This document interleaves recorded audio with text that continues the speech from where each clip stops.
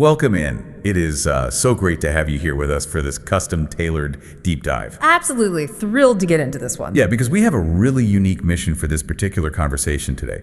We are looking at a single, seemingly simple sentence. Right. Just one sentence. One. And, on the surface, it sounds like something you might read on a watercolor motivational poster in a dentist's office. Oh, definitely. But as we're going to see, it actually contains a highly systematic, almost aggressive blueprint for success, the kind used by the top 1% of performers. It really is a masterclass in reading between the lines. Our insights today are pulled from a fascinating piece of source material. It's an excerpt from the Iterative Growth Blueprint for Excellence. Which is such a dense, incredible text. It is, and this was originally framed and analyzed by the chief content strategist from the I Quote Decoder channel. They basically took this culturally ubiquitous quote and completely reverse engineered the high-performance psychology hiding inside it. And the quote we're talking about comes from the legendary Maya Angelou. It goes like this: "Do the best you can until you know better.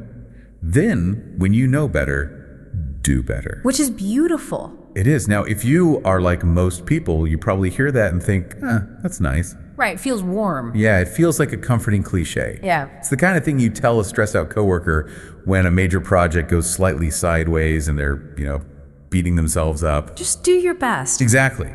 But the strategist behind our source text argues that this is not about comfort at all. They actually call it the law of evolution. Which is a massive shift in tone. A huge shift. They view it as the precise dividing line that separates world-class performers from everyone else who just stays stagnant in their careers. Okay, let's unpack this. Because to look at a gentle quote about doing your best and see an intense competitive framework for excellence requires a completely different perspective. It absolutely does. And the underlying premise here, the hidden truth that the top 1% deeply understand, is that excellence is a moving target. A moving target. Yes. Most people naturally fall into the trap of viewing their abilities or even their industry standards as fixed points. You see this constantly. People think, once I learn how to manage this software or once I get this promotion, I am done. Like they've checked a box. Exactly. I have achieved excellence and now I can just coast. But the blueprint destroys that notion entirely. The secret is realizing that the finish line is always moving away from you. Which introduces an idea that I found, frankly, a little intimidating at first. Oh, it's very intimidating. Right. The concept is that the absolute best you can possibly do today is destined to become your minimum standard tomorrow. Yes. Just sit with that for a second. The peak of your current abilities, the thing you are sweating and struggling to achieve right now, is just the baseline for future you. It completely reframes how you look at a hard day's work. It's no longer about reaching a final destination. It's about setting the floor for the next day. And that reframing is crucial. Because the reason this moving target exists isn't because the universe is punishing you or because corporate culture is incredibly demanding. Though it can feel that way. It definitely can. But it's really because of what the text calls the information action loop. Growth is not a product of luck. And it's not a product of just showing up and hoping you get smarter through osmosis. You don't just magically become an expert over time. No, you don't. It is a continuous mechanical cycle of receiving new information and immediately taking action on it. What's fascinating here is how this loop fundamentally changes how we should view our daily work. You are no longer just completing tasks. You are generating data. Generating data. I really like that. So instead of just doing your job, you're running a constant diagnostic on yourself. Precisely. Every time you act, you create a result. That result gives you new information. That's the knowing better part of the quote.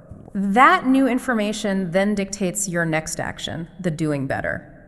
If you view your daily life through the lens of that loop, every single project, every email campaign, every sales pitch is just fuel for the next iteration of your skills. It's very much like training an artificial intelligence model, isn't it? Or updating an operating system. That's a perfect analogy. The system doesn't have an ego about version 1.0. It just takes the data and builds version 1.1. Here's where it gets really interesting. Because if this loop is so logical, and if it's just about acting and getting data, why isn't everyone functioning in the top 1%? That is the million-dollar question. Right. And the source material highlights two massive traps holding almost everyone back from actually engaging in this growth loop. The first one they identify as the perfectionism trap. Oh, yeah. And look, we have all been there. This is the tendency to wait until you feel like you know everything before you even start. You want everything lined up perfectly. Exactly. You want the perfect plan, the perfect timing, the perfect skill set. It's like hoarding 50 different productivity templates in Notion, but never actually starting the project. Which is incredibly common, especially among smart, ambitious people. But based on the information action loop we just talked about, waiting for perfection is actually the most illogical thing you can do. Because you're not generating any data. Exactly. By waiting until you know better before you act, you are starving yourself of the very data you need to actually learn. The perfectionism trap stops the loop before the engine even turns over. You can't get feedback on a project that only exists in your head. So that's the hurdle at the starting line. But the second trap happens later, and the strategist calls it the ego trap. This one is insidious. It really is. Let's say you avoided perfectionism. You took action, you gathered new information, and you genuinely learned a better way to do something. The ego trap is when you flat out refuse to change your old methods. Yes. And the reason is purely psychological. You're embarrassed to admit that your old way of doing things was outdated or inefficient. It is the ultimate sunk cost fallacy, but applied to your identity. It's so human, though. It's like finding out you've been pronouncing a word wrong for a decade, but you keep saying it wrong on purpose just so your friends don't know that you didn't know. I think we've all done that. Yeah, but applied to a career. You build your identity around being the absolute expert at a certain process. Then a new, better process comes along, and your ego just violently rejects it. We see it in business leadership constantly. Think of a vice president who refuses to adopt a new digital marketing strategy because they want to protect the legacy of the print campaigns that made them successful 10 years ago. Wow, yeah. They have the new information, they see the data. But the ego prevents the new action. They break the loop intentionally to protect their pride. Clinging to the successful past version of yourself is, according to this blueprint, the ultimate enemy of development. Which means if we want to avoid those two traps, perfectionism on the front end and ego on the back end, we need a rigorous system. We can't just rely on feeling motivated. Motivation fades, systems remain. And this is where the chief content strategist does something brilliant. They take the Maya Angelou quote and run it through a strategic lens, arguing that it's actually a precise four-step algorithm for self-improvement called iterative growth. They map it perfectly onto how software is developed, but applied to human potential. I'd love for us to really chew on these four phases because this is the core of the 1% blueprint. How does this algorithm actually begin? It begins with what they categorize as input A. Input A is simply your current baseline knowledge. It is everything you know up to this exact second in time, the resources you currently possess, and nothing more. So no projecting into the future. None. The key to input A is acknowledging your starting line with absolute clinical detachment. No judgment. You aren't lamenting what you don't know yet. You are just taking an honest inventory of the tools currently in your toolbox. So no wishful thinking, just raw reality. Yes. What happens once you've defined that baseline? That moves you immediately into phase 2, the process. This is the do the best you can portion of the quote. But in the context of iterative growth, it means maximizing your output by taking action with full force. You execute using 100% of the knowledge you identified in input A. Let me play devil's advocate for a second here. Go for it. If I know my input A is flawed, like if I'm launching a new product and I know I'm inexperienced in this specific market, why wouldn't I just test the waters? Why go full force if I know I might fail? Because the 1% know that a half-hearted execution corrupts the data. You cannot run a proper diagnostic on a machine that's only running at 50% capacity. If you half-step your effort and the project fails, the feedback you get is useless. You won't know if the method itself was flawed or if your effort was just lacking. That is a fascinating distinction. You have to push your current knowledge to its absolute physical limit so the cracks in your system become blindingly obvious. That makes total sense. You're purposefully stressing the system to find the breaking points. Which brings us to phase 3, feedback. Right. Because you took action with full force, you generated a real, measurable result in the real world. Now you mine that result for new knowledge. This maps exactly to the world until you know better part of the quote. Exactly. You are actively searching the wreckage of your mistakes or the triumphs of your successes to figure out what worked and what failed. And that harvested data forces phase 4, the update. You immediately upgrade your workflow based on the feedback. This is the do better phase. You patch the bugs in your personal operating system.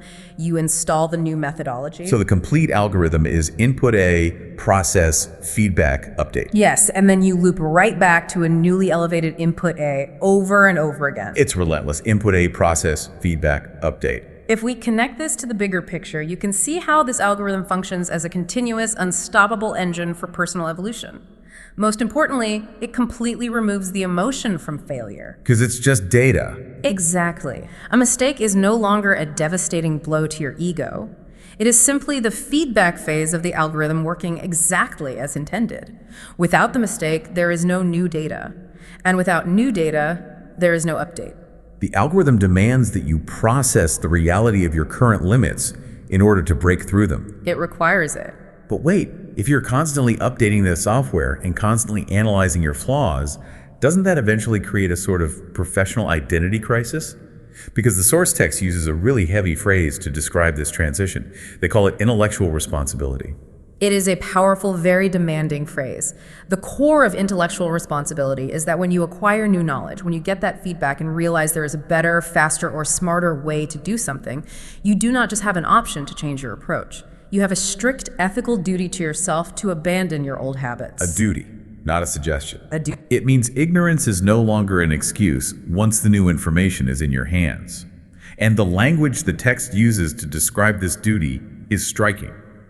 They say that true growth requires killing off the old version of yourself every single day in order to build a smarter version. It's vivid imagery. Hold on though, killing off the past version of yourself? That sounds incredibly extreme. What about the value of experience? Are they really saying we should throw away everything that made us successful up to this point? They aren't saying you throw away the underlying wisdom or the foundational skills. What you are killing off is your attachment to the specific methods and the ego tied to them. Ego trap again. Exactly. It goes back to that ego trap. If you don't intentionally sever your emotional connection to your past methods, your ego will try to keep them on life support just because they're familiar. Even if they're obsolete. Right. Intellectual responsibility means looking at a system you built from scratch, a system you might be incredibly proud of and won awards for, and actively dismantling it the moment you learn a superior way. It requires a profound, almost uncomfortable level of humility. So what does this all mean? We have this intense, ego-destroying, constant evolution philosophy. But how do you actually apply this to a Tuesday morning marketing meeting or your long-term career goals? We have to bring it down to the ground. Fortunately, the blueprint doesn't leave us hanging in the realm of high-level theory. It provides a very concrete three-step action framework designed to elevate you to that top 1%. Let's walk through exactly how to execute this. Step 1, they say, is to execute with current assets. Right, and this step is the direct antidote to the perfectionism trap we discussed. Executing with current assets means you dive into the project with exactly the budget, the team, and the knowledge you have right now. You don't wait. You cannot wait for the perfect market conditions. You cannot wait to be the undisputed best in your field. You just have to go. You establish your input A, and you run the process. Exactly, which sets up step 2, the relentless audit. Once you have executed with those current assets, you must ruthlessly examine the results. This is where you actively seek out the know better phase. You go hunting for it. You don't sit back and wait for a quarterly performance review to give you feedback. You hunt for it proactively. You look for the inefficiencies and the blind spots. And the source highlights a specific ultimate question you must ask yourself during this audit to guarantee you are aiming high enough. And this is my favorite part of the entire deep dive. During the audit, you need to look at your work and ask, if a world-class person were doing this, how would they do it differently from me? It's a game changer. I love that question. It completely shifts your perspective outside of your own limited ego. It forces you to compare your baseline, not just to your peers, but against the absolute ceiling of your industry. You aren't looking for a 5% improvement. Right. You're looking for the massive gap between your best and the world's best. And once you identify that gap, once you see exactly how the world-class performer would do it differently, you move to the final step. Step 3, The immediate pivot. The immediate being the operative word. Yes, this is the physical actualization of the do better phase. It means you update your methods instantly. You do not mourn the hard work you put into the old way. You don't complain to your team about having to learn a new system. You just pivot. The text is incredibly firm on this point. The do better phase is about turning new knowledge into actual physical behavior. It has to be physical behavior. It is not just about memorizing a new fact or reading a great business book, nodding your head, and then going back to your old workflow. If your daily behavior doesn't change instantly, you haven't actually completed the iterative growth loop. You are just hoarding information. And hoarding information without changing behavior is exactly what keeps highly intelligent people stuck in the middle of the pack. The immediate pivot is what translates potential energy into kinetic energy. It puts the engine in drive. It is the defining characteristic of those 1% high performers. They learn a new tactic at 9 in the morning, and they are literally implementing it into their workflow by 9:05. There is no lag time for their ego to get in the way. It is a relentless pace. Yeah. But the blueprint promises that the payoff for living by this algorithm is massive. When you fully internalize iterative growth, when you execute, audit, and pivot every single day, you become, in the exact words of the text, unstoppable. You become unstoppable because you have systematically removed the friction that slows everyone else down. You don't fear failure because you know failure is just vital data for your next update. Right. You don't fear industry changes or new technology because change is just the next patch in your software. You operate with a kind of fearless compounding momentum. And maybe the most beautiful part of this entire framework is how it completely eliminates regret. Oh, that's a great point. Think about how much time people spend looking backward, agonizing over their mistakes, saying, man, I wish I had known better back then. I could have saved that project or that relationship. It's a heavy burden. If you live by this blueprint, you completely bypass that trap. You won't waste a single second lamenting the past because you will know deep in your bones that you did your absolute best with the tools and the knowledge you had at that exact time. You did what you could until you knew better. It brings a tremendous sense of peace regarding your past, absolutely. But simultaneously, it allows you to look to the future with genuine, unbridled excitement. Because you know you're only going up.